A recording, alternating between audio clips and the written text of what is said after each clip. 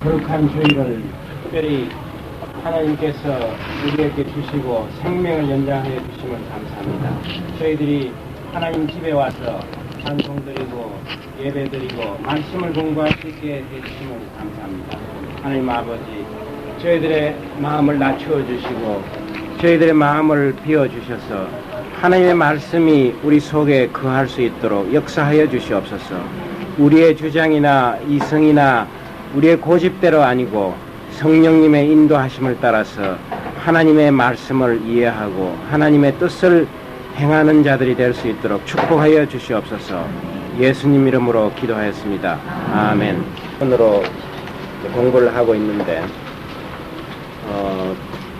이 요셉에 관한 이야기는 사실 예수님의 그 이야기를, 예수님의 이 세상에 오신 여러 가지 역사적인 또 예수님의 사심과 돌아가심, 그리고 예수님이 죽음으로 인해서 이루어 놓으신 우리의 그 구원과 그리고 화해, 이러한 것들을 가장 쉽게 요셉이란 사람의 일생을 통해서 미리 보여주신 겁니다. 그리고 성경은 처음부터 하나님이 이 세상을 어떻게 해서 시작하셨으며 또 우리 인간을 어떻게 만드셨고 또 이 세상이 앞으로 어떻게 될 것인가, 이런 거에 대해서 만드신 분이 우리 인간에게 그 목적과 그리고 처음과 끝의 모든 역사를 말씀해 주신 내용입니다. 그래서 우리는 이 성경을 계시라고 그러죠. 계시라는 것은 영어로는 revelation인데 우리 스스로 알 수 있는 게 아니라 누가 우리에게 보여주심으로써 우리가 알 수 있는 그런 것을 계시라고 합니다. 드러내 주시는 것. 그래서 정말 이 세상이 왜 만들어졌으며 내가 어떻게 해서 만들어졌냐, 이런 건 우리가 아무리 생각해봐도 모릅니다. 과학이고 철학이고 뭐 역사로 아무리 따져봐도 절대로 모르는 일들이에요. 그런 일들에 대해서 성경이 우리에게 말씀을 해주십니다. 그리고 이 세상이 앞으로 어떻게 될 것인가 아무도 모르는 말이에요. 아무리 미래학자들이 연구를 하고 해도 몇십 년 뭐 요거는 짐작하지만은 끝이 어떻게 될 건가 하는 건 아무도 모르는 겁니다. 그거에 대해서 직접 만드신 창조주 하나님이 우리에게 나타내 주신 겁니다. 우리가 자동차를 사거나 뭐 컴퓨터를 사더라도 그 만든 회사에서 준 지침서를 우리가 가장 신뢰하죠. 왜냐하면 그 사람이 그걸 만들었기 때문에 이 기계가 어떻게 일을 하고 어떻게 작동하고 어떻게 하면 이 기계가 가장 효율적으로 사용될 수 있는가, 만든 사람이 제일 잘 아는 거예요. 이 세상을 만드신 분이 우리에게 주신 지침서입니다. 그 영어로 지침서를 매뉴얼이라고 그래요. 매뉴얼. 이 매뉴얼이라는 거는 매뉴얼 워크 하면 이 손으로 하는 걸 말합니다. 항상 손에 쥐고 다녀야 되는 거예요. 그러다가 뭐가 고장나면 즉시 쳐다보고 이게 잘못됐구나, 이런 하나의 그 방향을 제시하는 유일한 가장 권위 있는 지침서예요. 왜냐하면 우리를 만드신 분이 우리에게 준 지침서니까 이걸 놔두고 딴 책을 본다는 것은 말이 안 됩니다. 여러분들이 IBM 컴퓨터를 샀는데 어떻게 애플 뭐 이런 컴퓨터 지침서를 가지고 그게 해석이 안 되는 거예요. 하나님이 우리를 만드시고 우리가 절대로 알 수 없는 것, 그거를 성경이 하는 겁니다. 우리가 어떤 건 알 수가 있습니다. 과학을 하고 열심히 들여다보면 아는데, 그러나 처음과 끝과 시작은 아무도 모릅니다. 그렇죠? 무에서 유가 만들어졌는데 우리가 그걸 어떻게 알겠습니까? 아무리 실험을 하고 경험을 해도 절대로 무에서 유가 만들어지는 현상이 관측이 안 됩니다. 그러니까 이 세상이 존재하는 게 바로 기적이에요. 여러분, 때로는 기적이 나타났으면 내가 기적을 보면 믿겠노라 이렇게 하시는 마음이 생기죠. 참 어리석은 생각이에요. 나도 그 생각을 많이 했는데 바로 이게 기적이에요. 우리가 살아있고 이 세상이 존재하는 게 기적이에요. 이거보다 더 큰 기적을 어떻게 바랍니까? 참 어리석은 짓이에요. 그래서 성경을 보실 때 항상 이 하나님이 우리에게 주신 지침서라는 생각으로 이걸 항상 가까이 가지고 다니면서 뭐가 고장이 생기고 잘 안 될 때는 항상 이 지침서를 찾아보시기 바랍니다. 근데 평소에 잘 읽어보지 않는 분들은 급할 때 그냥 어디에 읽었을지도 모르죠. 그러니까 평소에 어떤 내용은 어디에 있고 어디에 고장이 나면 어디를 이 정도는 잘 알고 있어야 되는 거예요. 그래서 항상 손에 지니고 다니는 책이 돼요. 그럴 뿐만 아니라 어디에 뭐가 있다는 걸 잘 알아야 되는 거예요. 그래서 우리가 이 성경을 한 5년만 참 정성껏 공부를 하시면 정말 하나님의 그 모든 비밀이 어느 정도 이해가 됩니다. 물론 완전하게는 이해를 할 수 없지만은 차츰차츰 이렇게 이해가 됩니다. 제가 성경 공부를 본격적으로 한 것은 온누리 교회가 시작하는 그때부터 했습니다. 그러니까 지금 한 7년쯤 되죠. 그전에는 성경 공부를 안 했습니다.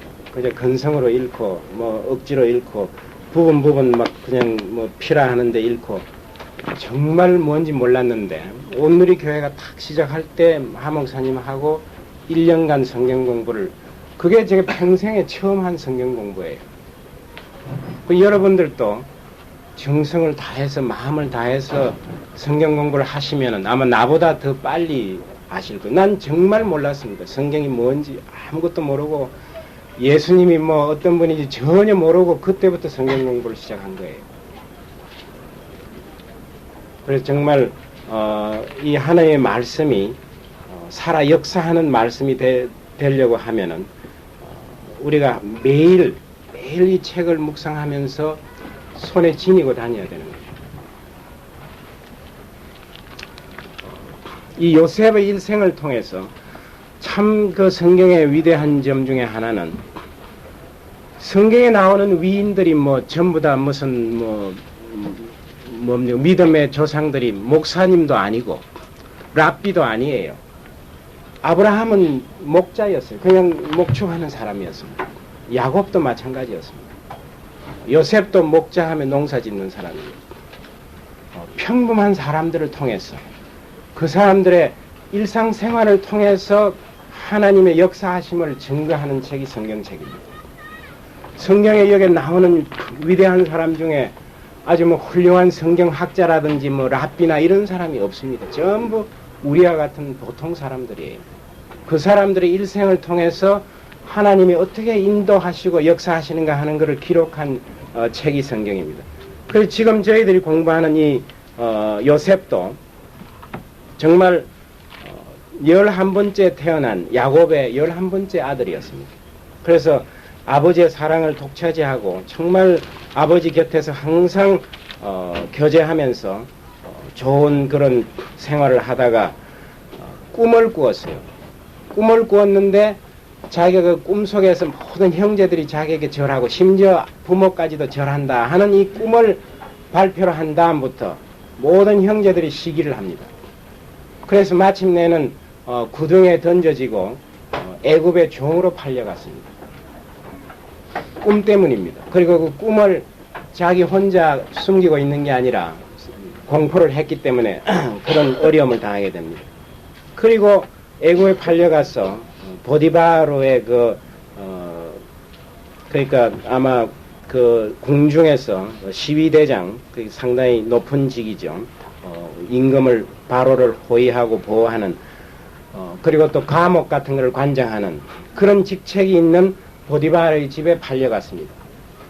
그에 가서 용모도 준수하고 또 이제 열심히 일하기 때문에 모든 살림을 맡겼습니다. 요셉한테. 그래서 참 열심히 충성된 그런 생활을 했습니다. 그러나 어느 날 보디바르의 아내가 동침하자고 유혹을 했어요. 그러나 주인이 나에게 모든 것을 맡기고 나를 이렇게 신뢰하는데 내가 어떻게 그런 짓을 하겠느냐. 또 하나는 아무도 보지 않지만 하나님이 보고 계신다 이거예요. 궁극적으로 내가 하나님께 어떻게 득죄 죄를 짓겠느냐. 그런 말을 하면서 그 유혹을 뿌리치고 도망을 갑니다. 그런 어떤 인간적인 무슨 변론을 통해서 자기의 무죄함이나 이런 걸 설명하려고 하지 않고 심판은 하나님이 하신다 하는 그 하나님에 대한 끝까지 믿음이 있었습니다.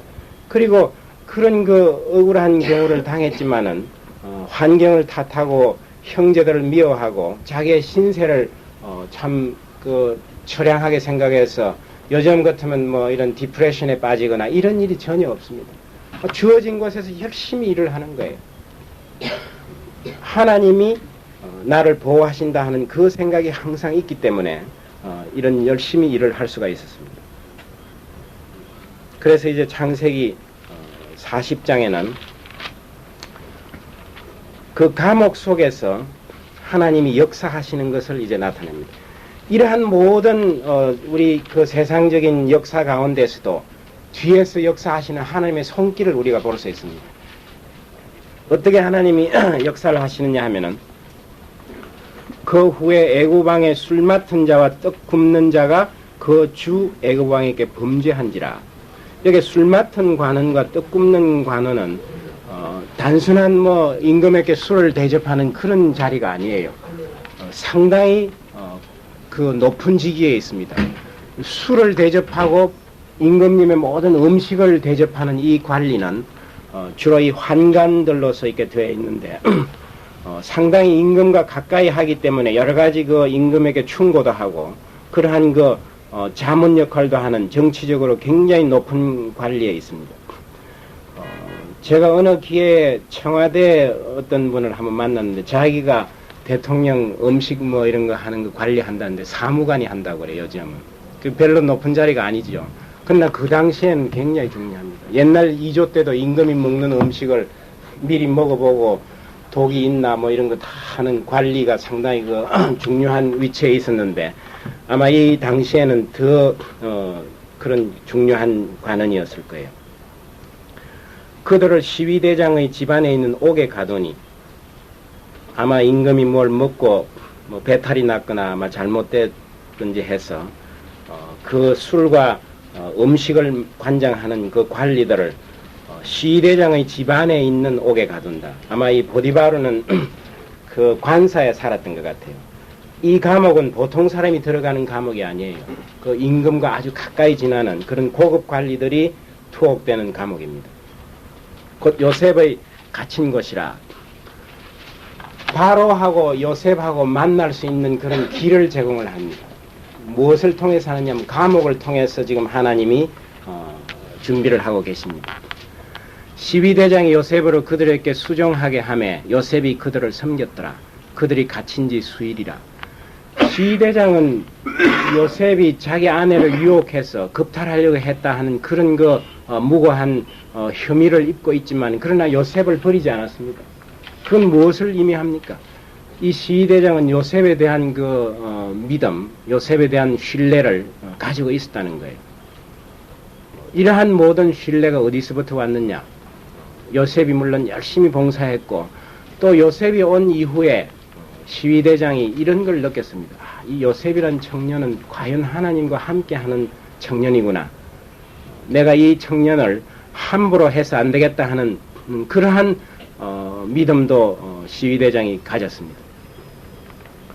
그래서 이 중요한 두 관리들을 요셉에게 수종들게 했습니다.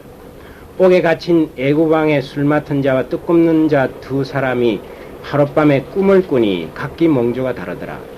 여기에도 또 이제 꿈이, 요셉은 3번 꿈이 있는데 첫 번째 이제 자기 모든 형제와 부모들이 절한다는 그 곡식단을 또 자기들에게 절한다 하는 그런 거고, 해와 달과 별이 절한다. 그 첫 번째 꿈도 이중으로 꾸었죠. 그 다음에 두 번째 여기에 있는 그 관리들이 꾸는 꿈이고, 세 번째 이제 바로의 꿈을 해석하는 그 세 가지의 꿈 이야기가 연관이 되어 있습니다. 하룻밤에 두 사람이 다 꿈을 꾸었는데 이건 좀 상당히 하나님의 손길이 있는 거예요. 꿈을 꾸는 거는 다 꾸지만 어떻게 두 사람이 감옥에 갇혔는데 하룻밤에 같이 꿈을 꾸는 거. 그래서 우리가 성경에는 이 하나님이 우리에게 어떤 사실을 알릴 때 이 자연 계시하고 특별 계시가 있습니다. 자연 계시라는 것은 자연적인 현상을 이용해서 그냥 우리에게 알려주는 거예요. 그건 보통 사람들이 다 느낄 수 있는 그러한 계시입니다. 그리고 또 때때로는 초자연적인 계시를 합니다. 이 초자연적인 계시라는 것은 자연 법칙에 어긋나는 그러한 현상이나 사실을 통해서 우리에게 하나님이 뜻을 전합니다. 그런 일들이 많죠. 뭐 노뱀을 이렇게 매달았는데 그걸 쳐다보기만 하면 다 이렇게 이런 거는 초자연적인 계시예요. 왜냐하면 우리가 그렇게 해도 그게 안 되는 하나님이 하시는 능력이에요. 이런 거는 이제 초자연적인 계시입니다. 뭐 여기에 꿈을 꾼다 이런 거는 자연적인 계시 중에 속합니다. 왜냐하면 누구든지 꿈을 꾸니까. 그러나 그 속에도 두 사람이 동시에 꿈을 꾸게 한다. 이런 건 하나님의 이제 그 특별한 뜻이 들어있는 겁니다. 그 다음에 또 이제 우리가 계시를 일반 계시, 특별 계시 이렇게 이제 성경학자들이 말을 하는데 일반 계시라는 거는 이 자연 현상을 통해서 하나님이 계신다 하는 사실을 우리에게 알리는 현상이에요. 로마서 1장 20절을 한번 찾아보시겠습니다. 로마서 1장 20절. 김진홍 목사님이 설교하는 테이프를 들어보니까 하루는 어디 가서 이렇게 참 욥기에 관해서 설교를 하고 나니까 어떤 신도가 한 번 와가지고 목사님 그 욥기가 어디에서 살 수 있습니까? 이렇게 물어보더라고요. 성경 안에 있는 책인 줄로 잘 모르고 그래서 우리가 로마서 이라면 뭐 다 우리 잘 알죠. 1장 20절을 한번 찾아보겠습니다. 창세로부터 그의 보이지 아니하는 것들 곧 그의 영원하신 능력과 신성이 그 만드신 만물에 분명히 보여 알게 되느니 그러므로 저희가 핑계치 못할지니라.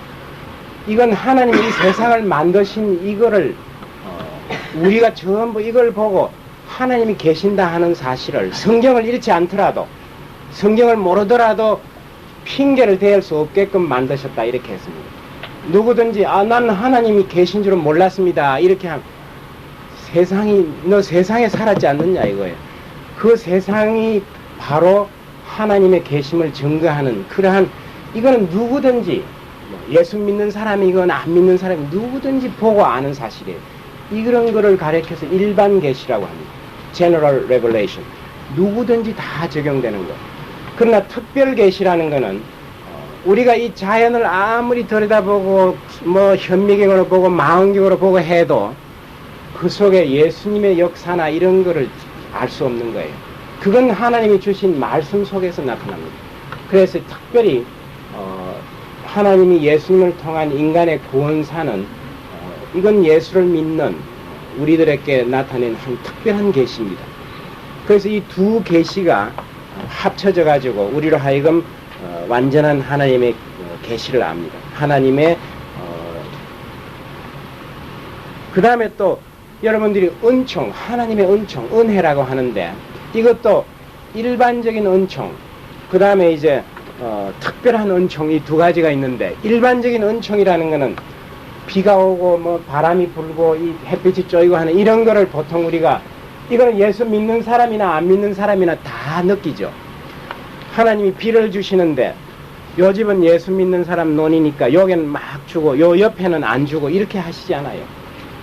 같이 은혜를 내려주시는 이런 거를 일반 은총. 모든 사람들이 생명을 갖고 있는 건 일반 은총 때문에 그래요. 하나님 우리 모든 사람들에게 주시는 그러한 하나님의 자비 때문에 가능한 거예요. 그러나 우리 여기 앉아 계시는 믿는 사람에게는 그 사람들이 모르는 특별한 은총을 가지고 있습니다. 말씀을 통해서 성령의 역사를 통해서 하나님을 알고 하나님에 나아가려는 마음 이건 하나님의 우리에게 주는 특별한 은총이에요. 그래서 우리는 이 세상에 하나님이 주시는 특별 계시, 보통 일반 계시, 특별 은총 모든 것을 다 누리는 완전한 삶을 충족한 삶을 살 수 있는 그런 조건을 가진 사람들입니다. 그래서 이 꿈을 통해서도 하나님이 자신의 뜻을 우리 인간에게 알려주십니다. 그래서 요셉은 이 꿈 때문에 출세를 하게 되죠. 이와 같은 사건은 또 한 번 있습니다. 그 다니엘이 바벨론의 포로로 붙들려 갔을 때 느부갓네살 왕이 꿈을 꾸었습니다. 그래 그 꿈을 아무도 해석을 못했는데 다니엘이 해석을 해가지고 총리대신이 된 거예요. 그래서 이 꿈은 하나님이 주시는 꿈은 특별히 하나님의 은총을 받지 않는 사람은 해석을 할 수가 없습니다. 애굽에도 꿈 해석하는 사람들이 굉장히 많아요. 그 술사라든지 박사 이런 사람들이 있는데 그런 사람들의 직업이 꿈을 해석해주는 직업이었습니다. 그러나 그 사람들의 꿈은 보통 우리 사람들의 꿈을 해석할지 몰라도 하나님이 주시는 특별한 이런 꿈들은 상관이 없는 거예요. 해석이 안 됩니다. 그러나 이 요셉은 하나님으로부터 그러한 특별한 은총을 받았습니다. 하나님의 사람을 통해서 꿈을 해석하게 하는 그러한 하나님이십니다. 아침에 요셉이 들어가 보니 그들에게 근심빛이 있는지라. 이게 바로 요셉이에요. 사실 자기도 죄수로서 감옥에 갇혀있는 억울한 신세인데 나무 죄수가 간밤에 뭐 꿈을 꾸어서 심상이 좀 거북한지 이런 거 살필 그런 여유가 없죠.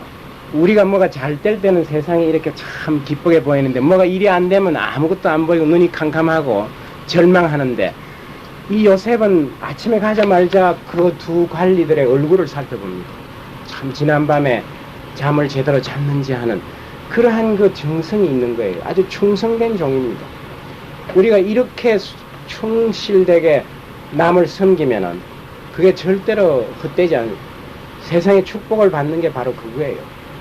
우리가 남을 섬기고 봉사함으로써 사실 요셉이 보디발에게 신임을 안 받았으면 죽었어요. 그 자리에서 당장 목을 쳐서 죽였습니다.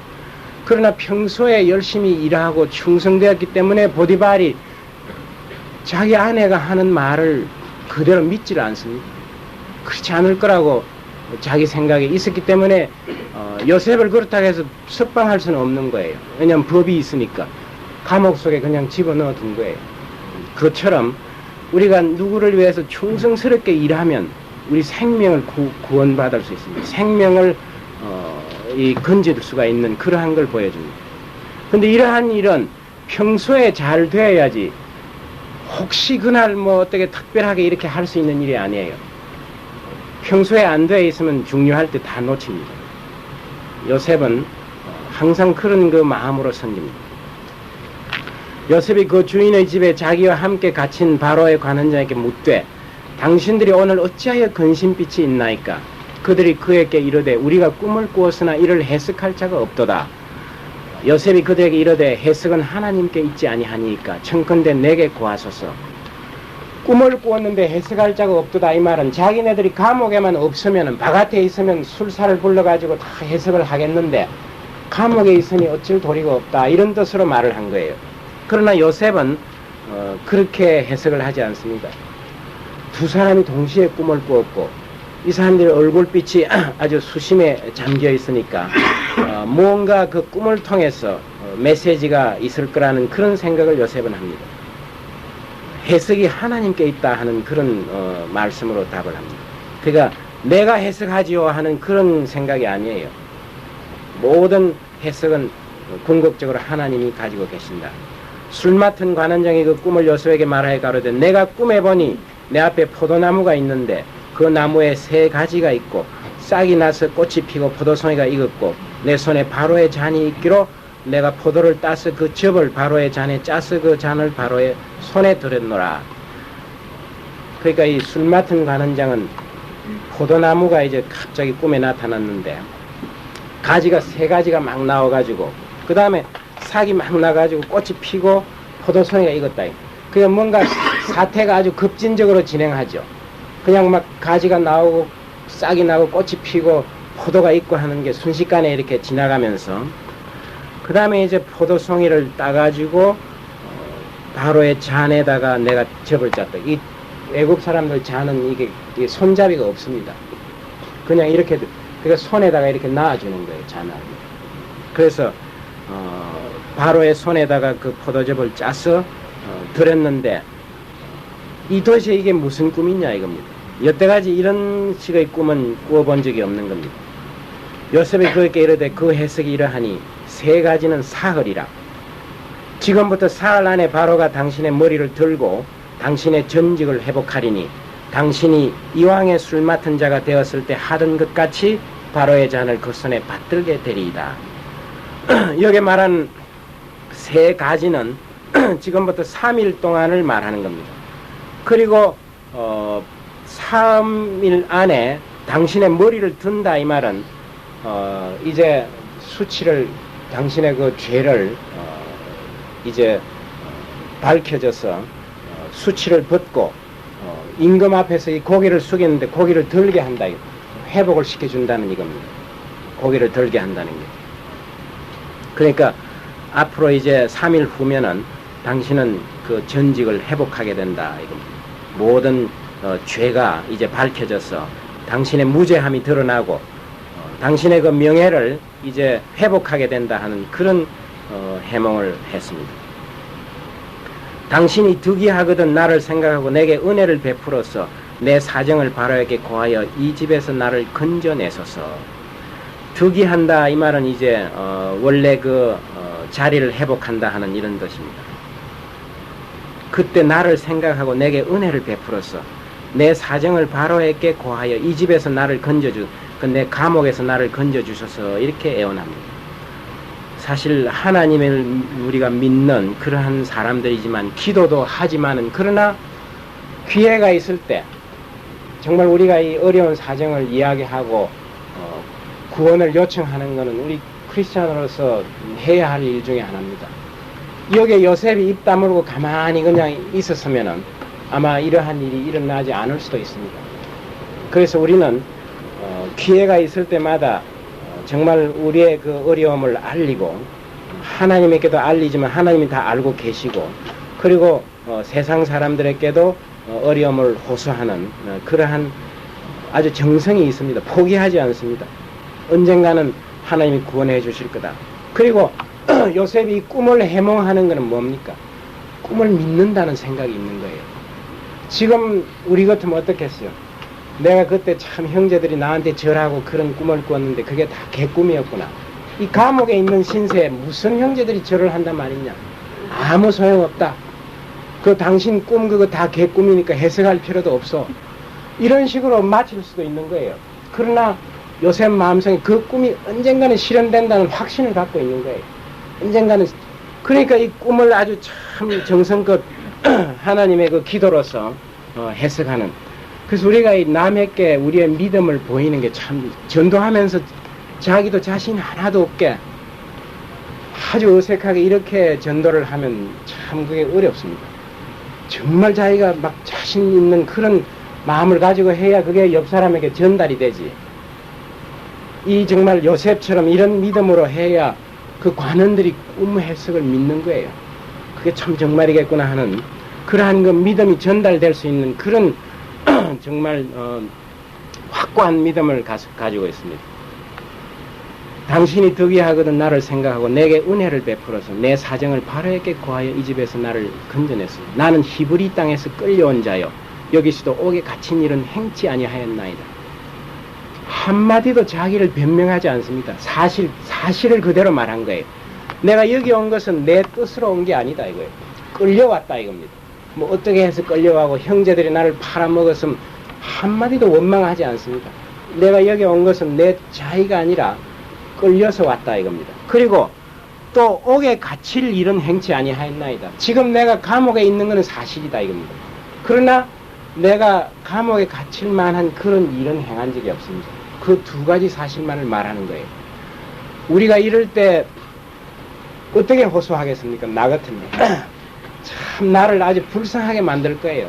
내가 정말 죄가 없는데 그 못된 우리 형제들 죽일 놈들 그 놈들이 나를 여기에 팔아먹어가 이렇게 됐고 내가 또 죄가 없는데 그 못된 여자 때문에 내가 얼마든지 자기를 참 불쌍하게 만들어가지고 동정심을 구하고 그러나 이 요셉은 그렇게 그런 것들이 아무 도움이 안 된다는 걸 아는 거예요.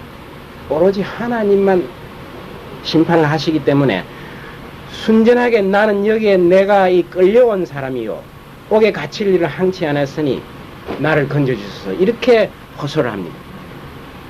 떡 굽는 관원장이 그 해석이 기람을 보고 요셉에게 이르되 나도 꿈에 보니 흰떡 세 강주리가 내 머리에 있고 그 윗강주리의 바로를 위하여 만든 각종 구운 식물이 있는데 새들이 내 머리에 광주리에 그것을 먹더라. 아마 떡 굽는 관원장이 조금 죄가 있는지 모릅니다.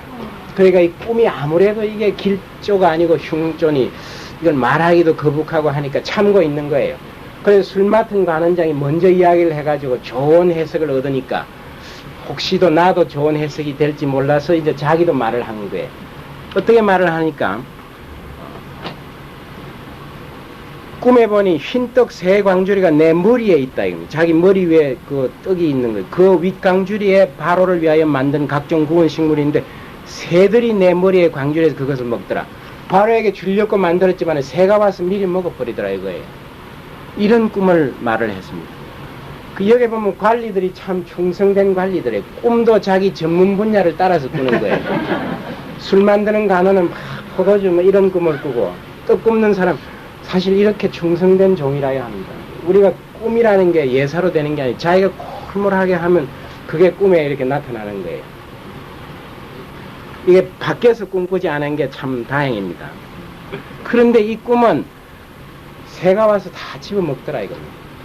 이게 뭔가 우리 생각에도 좀 불길하죠. 이 왕에게 바쳤는데 왕이 그걸 먹으면 이게 이제 모든 게 잘 해결될 것 같은데 그 새를 쫓지를 못하고 새가 다 먹어버렸습니다. 요셉이 대답하여 가로되 그 해석은 이러하니 새 광주리는 사흘이라. 지금부터 사흘 안에 바로가 당신의 머리를 끊고 앞에서는 머리를 든다고 lift up your head 이랬는데 여기는 lift off your head 머리를 잘라버린다고 이랬습니다. 우리가 교수형을 취할 때 그렇게 하죠. 머리를 이렇게 쫙 들어서 매다는데 상당히 비슷한 그런 내용인데 결과가 상당히 다릅니다. 당신을 나무에 달리니 새들이 당신의 고기를 뜯어먹으리라 하더니 대개 이 죄인들 중에 이 중동, 근동, 애굽에서 땅에서 죽이지 않고 매달아 놓습니다. 왜냐하면 이 뜯어먹게 이렇게 만듭니다. 죄수들을. 참 요셉은 대단한 사람입니다. 불길한 꿈도 그게 하나님이 주시는 메시지니까 정확하게 말을 할 수 있어야 되는 거예요. 우리가 뭐 아주 높은 사람이 뭐 말하라 이러면 나쁜 것도 좀 좋게 이렇게 꾸며서 말하기가 참 쉬운데 하나님의 사람은 두려움이 없는 거예요. 그럼 하나님이 시키는 대로 하면 되는 거예요. 이게 참 중요한 예언자로서 요셉의 그 위대함이 여기에 나타납니다.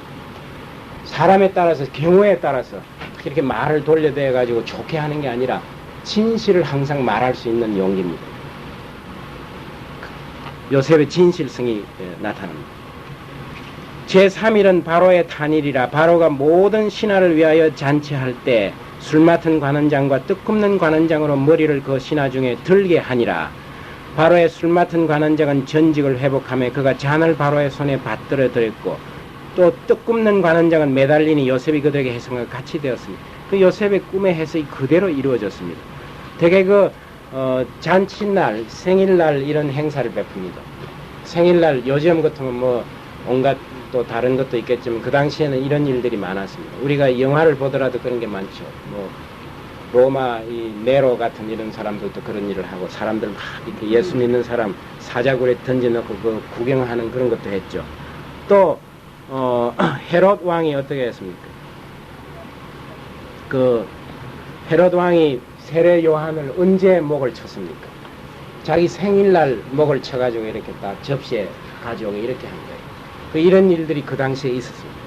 이 왕이 이제 생일을 맞으면 죄수 중에 사면도 하고 또 처형도 하는 그러한 관습이 있었습니다. 이 사실은 우리가 예수님이 십자가에 못 박힐 때 하고 상당히 좀 연관이 있습니다. 예수님 십자가에 못 박힐 때 그 옆에 누가 있었습니까? 두 강도가 있었죠. 그 중에 한 사람은 어떻게 됐어요? 구원을 받아가 살았죠. 한 사람은 죽었어요. 여기에서도 두 사람의 그 감옥에 있었는데 한 사람은 구원을 받았고 살았고 한 사람은 죽었어요. 그래 가만 보면 이 성경이 미리 앞으로 일어날 일들에 대해서 여러 가지 그런 그 그림자처럼 이런 형식으로 설명을 하는 거예요. 이건 BC 1400년 뭐 이때 서여졌고 그 다음에 이제 예수님 말씀은 AD 100년 사이에, 그 1500년 사이에 서로 만나본 적도 없고, 뭐, 완전히 딴 사람들이 섰는데, 우리가 그런 그 성경 속에, 의미를 찾아볼 수가 있는. 그러니까 성경을 그냥 이야기로만 읽는 사람도 있고, 깊이 어떻게 연관을 자꾸 찾아가지고, 이게 무슨 의미가 있나, 이런 걸 찾아보면은, 이 모든 게 다 연관이 되어 있습니다. 창세기 1, 2, 3장하고, 계시록 21, 22 그 3장이 상당히 서로 일치가 되는 거예요. 처음과 마지막이 서로 맞는 거예요. 그래서 여러분들이 앞으로 이제 시간을 내셔가지고 말씀을 참 이게 충성스럽게 공부를 하시면 좋습니다.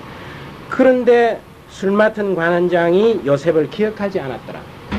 나가자마자 막 바로 왕한테 야 임금 내가 정말 신통한 그런 사람을 하나 만났습니다. 이 사람을 좀 살려주 이렇게 안 했습니다. 깜빡 잊어버리는 거예요. 아마 이 술 맡은 관원은 감옥을 생각하기는 너무나 그게 아주 트로매틱한 그런 경험이니까 아예 감옥 쪽은 생각도 안 할지도 모릅니다. 자기 인생에 있어 어두운 영역을 생각 안 하려고 할 거예요. 그렇지만은 2년 동안을 감옥 속에 두는 거예요, 요셉을. 이 하나님이 그동안에 참고 견디는 그런 그 요셉을 지금 하나님은 이 요셉을 감옥에 두는 게 목적이 아니에요. 국무총리로 지금 만들어가지고 수천만 그 애굽 사람들과 중동 사람들을 기근으로부터 살릴 수 있는 그런 생명을 구하는 아주 능력 있는 총리를 만들려고 지금 하는 거예요. 그러니까 그 2년 동안에 참고 견디며 하나님께 더 매달리는 그런 인내를 심어주는 겁니다. 우리가 성경 구절에서 한번 찾아보고 야고보서 1장 2절에서 4절을 보십시오. 야고보. 이 야고보는 상당히 지나가서 있습니다. 그 히브리서 다음에 이제 또 넘어가야 있습니다. 그러니까 히브리서 앞에까지는 바울의 편지고 그 다음부터는 이제 사도들의 편지가 나옵니다. 야고보서 1장 2절에서 4절까지 한번 읽어보겠습니다. 신약 371페이지입니다. 내 형제들아 너희가 여러가지 시험을 마다거든 온전히 기쁘게 여기라. 이는 너희 믿음의 시련이 인내를 만들어내는 줄 너희가 알미라. 인내를 온전히 이루라. 이는 너희를 온전하고 구비하여 조금도 부족함이 없게 하려 함이라. 그 하나님이 우리가 인내력 참을 수 있는 것을 보시는 거예요. 그 다음에 하나님의 선, 하나님은 선을 이루고자 하십니다. 창세기 50장 20절을 한번 보십시오.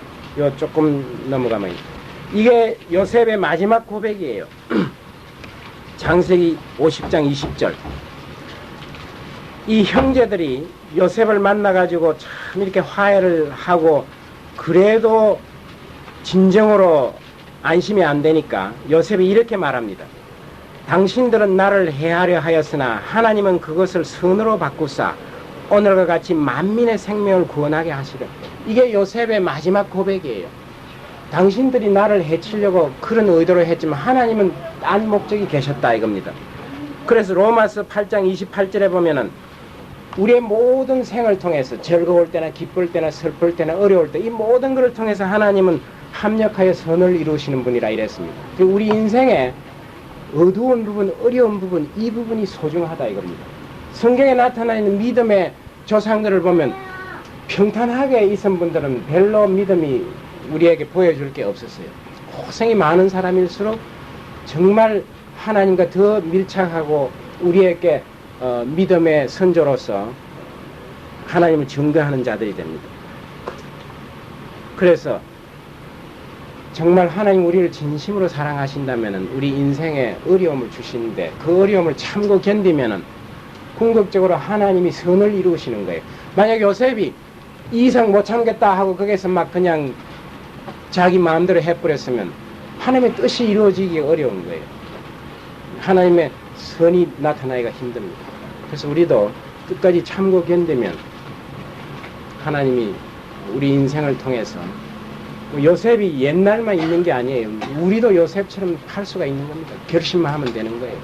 내가 참 중요한 간증을 며칠 어제 들었는데 우리 송재영 장로님이 그 관리하시는 천사원이라는 그 참 장애자들, 아주 힘든 장애자들, 혼자 있을 수 없는 장애자들이에요. 그 지체부자요. 이런 걸 맡아서 하는 천사원이 있는데 은평구에 얼마 전에 어떤 한 처녀가 그 2년 동안 근무를 하고 간호원인데 이제 시집을 간다고 마산으로 내려가면서 원장님한테 이 통장을 하나 줬다 그래요. 그게 뭐냐 하면은 자기가 2년간 그게 월급 받은 거하고 보너스 받은 걸 전부 통장에 넣어놨다가 난 이제 시집 가면은 남편이 나를 먹여 살릴 테니까 나한테 아무 소용없으니 이 돈을 쓰시라고 그 원장님한테 맡겼다고 그래요.